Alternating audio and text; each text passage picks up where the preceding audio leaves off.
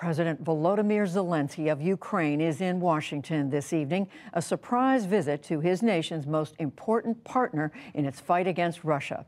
He met this afternoon with President Biden and will address Congress later tonight.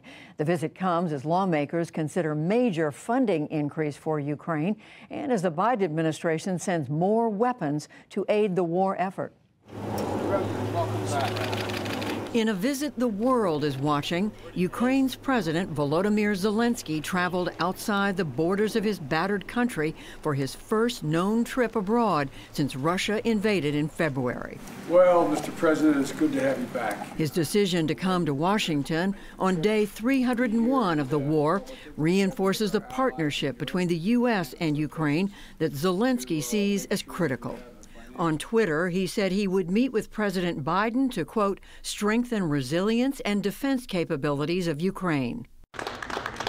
He took that same message Tuesday to Ukrainian troops in the city of Bakhmut, the site of pitched and brutal fighting in the east. It is a complicated situation. The enemy increases the number of its troops. We will pass on gratitude from our boys to the U.S. Congress and U.S. President for their support, but it is not enough. Ukrainians reacted to news of Zelensky's visit, trusting their leader to secure what the country needs. We hope for support as the United States is one of our main partners. After his trip to Bakhmut, which is my home city, I hope Zelensky will be able to share his first-hand experience about what's going on there, how our cities are being ruined, how our people are being killed. I think no one in the U.S. can remain careless, and that support will only grow. Russia has hammered Ukraine with missiles and drone strikes in recent weeks as Moscow shifted its strategy to inflict even more pain on Ukraine's people, repeatedly taking down the electrical grid amid freezing winter cold. But more air defense is on its way. The U.S. announced today that it would provide an additional $1.8 billion in military aid to Ukraine, with, for the first time, a Patriot missile battery and precision-guided bombs for fighter jets.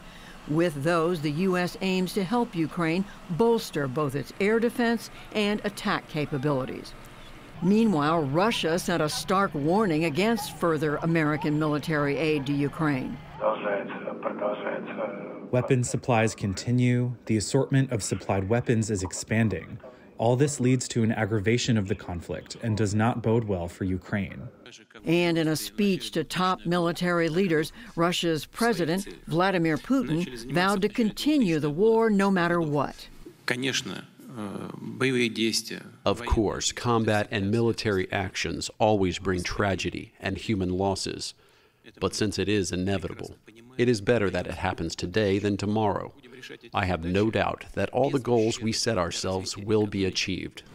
All my appreciations from my heart, from the hearts of Ukrainians, all Ukrainians. Back at the White House, Zelensky thanked the U.S. for support and presented President Biden with a medal won by a Ukrainian officer, given at the officer's request. Later, standing side by side with Zelensky, President Biden said the new aid package would send a powerful message to Putin. He was wrong, wrong, and wrong. He continues to be wrong. The sooner he makes it clear that he cannot possibly win this war, that's when the time we have to put this president in a position to be able to decide how he wants the war to end. They spoke about weapons, energy sanctions, and support for peace talks. Zelensky urged the U.S. to stay engaged in the war and in its support of Ukraine. We really fight for our common victory against this tyranny. That is real life. And we will win. And I really want win together. Thanks so much. Not want, sorry, I'm sure. His last stop is his first in-person address to Congress, where he will ask lawmakers not to forget about Ukraine. And now for some perspective from Kyiv as a cold, dark winter continues with intermittent power and water. I'm joined by special correspondent Volodymyr Solohub. Volodymyr, hello again. I know you've been talking today to ordinary Ukrainians. What do they say about this trip their president's making?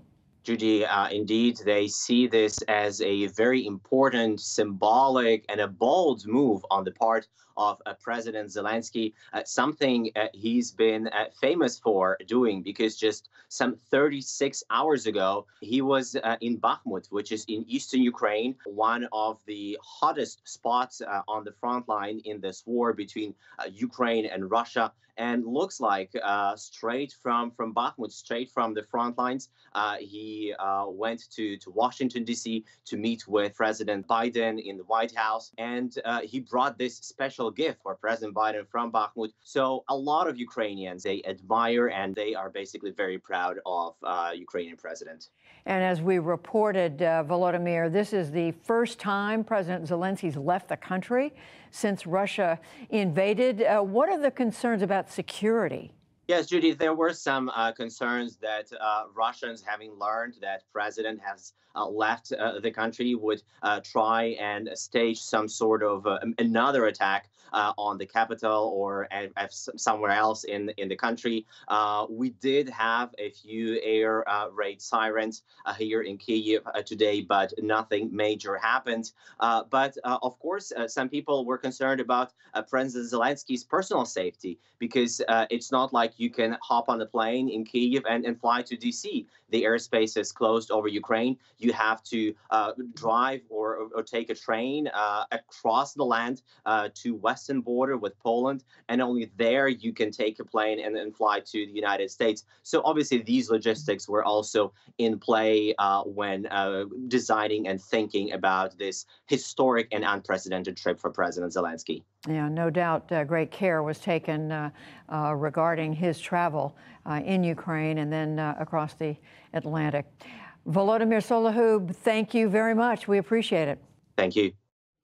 And for more on President Zelensky's visit to Washington, we get two views from veterans of both Democratic and Republican administrations. Retired Lieutenant General Douglas Lute had a 35-year career in the Army and served on the National Security Council staff during the George W. Bush and Obama administrations. He also was U.S. Ambassador to NATO during the Obama administration. And Stephen Sestanovich is a professor at Columbia University and senior fellow at the Council on Foreign Relations.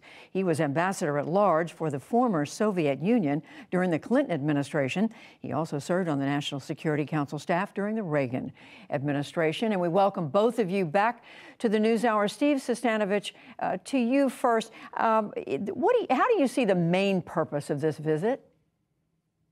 Well, President Zelensky is exploiting his star power, which he has in abundance. You know, he's the bigger star on this stage when he goes into the Oval Office.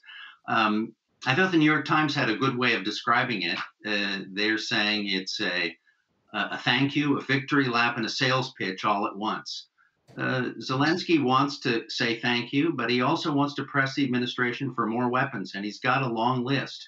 Even with the announcement of new weapons and other assistance today, the Ukrainians are worried about a new Russian offensive, and they want to be able to protect themselves.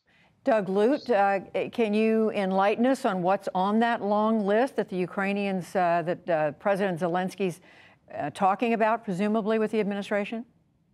Judy, I think there are two categories of military capabilities he's looking to fill. First, the longer range, more capable air defense systems. And this is in part filled by this recent announcement that we're sending our best, highest capable such system, the Patriot, to Ukraine. So that's a good start on that capability gap. The other gap, though, I think has to do with a more sophisticated, complicated offensive capability that the Ukrainians will need to refurbish for a spring offensive. And here, tanks, armored infantry, armored engineer capabilities for river crossing, obstacle breaching, and so forth will all be important. I was encouraged by recent reports just last week that the U.S. will be training Ukrainian units in unit packages in training areas in Germany and ideally equipping them at the same time, and then returning these equipped, trained units to the battlefield in Ukraine. So those are the sorts of things that President Zelensky has on his list.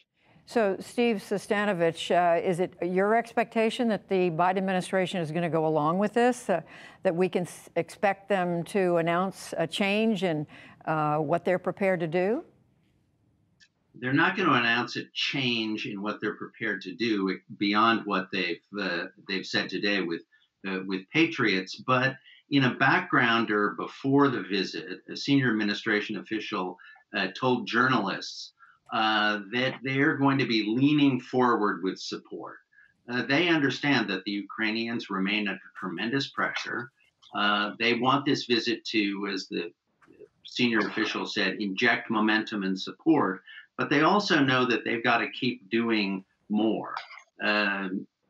You know, when you talk to Ukrainian officials, they mention all of the things that Doug has just mentioned, especially tanks.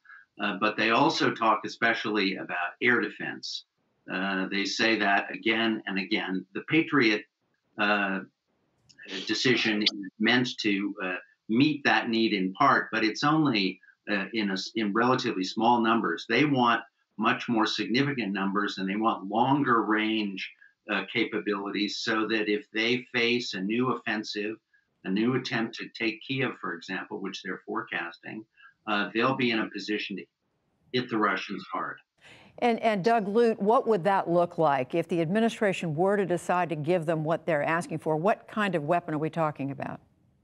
We're talking about longer range, mostly land-based attack systems with longer ranges that could go after the launch sites of the systems that Russia is using to attack Ukrainian civilian infrastructure. So these would be launch sites of the Iranian-supplied drones.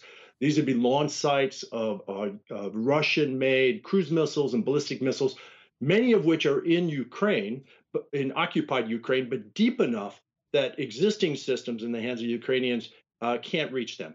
Other launching sites would extend this project all the way into Russia itself, and of course, that's even more sensitive.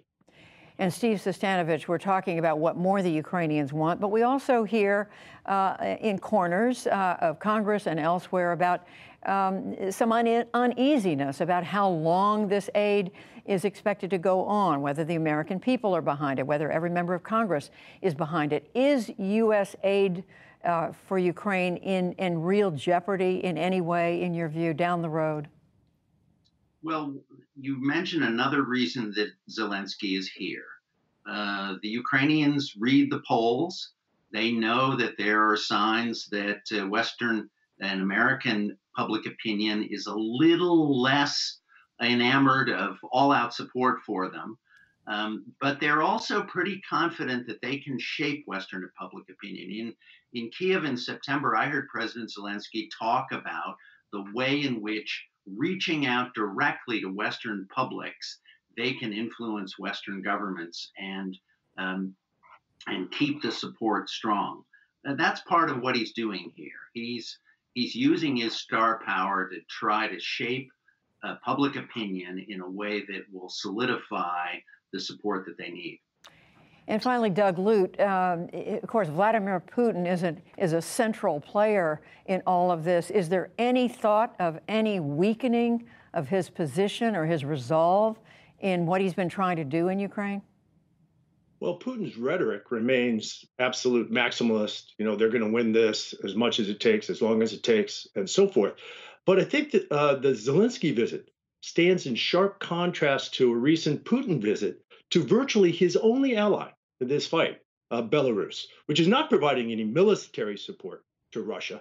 And by contrast, you have President Zelensky in the White House with President Biden, with the U.S. leading a 40-nation coalition providing Ukraine military support, and leading an economic coalition with sanctions against Russia that represents 60% of global GDP. So the contrast here between who's with Russia and who's with Zelensky could not be sharper.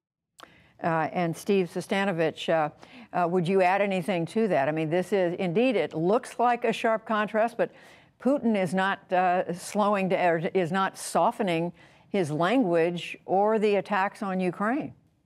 You know, when when Putin was in Belarus, he had a press conference with President Lukashenko, who said, "We're the two most toxic political leaders on earth." And that's true. Doug is exactly right. They are aware of their isolation. They're talking about the difficulties, the complications that they face in this offensive. And while Putin continues to talk a good game, resolute rhetoric and all of that, Russian public opinion polls also show people a little less certain that the entire enterprise is going well. Steve Sestanovich, Doug Lute, we thank you both.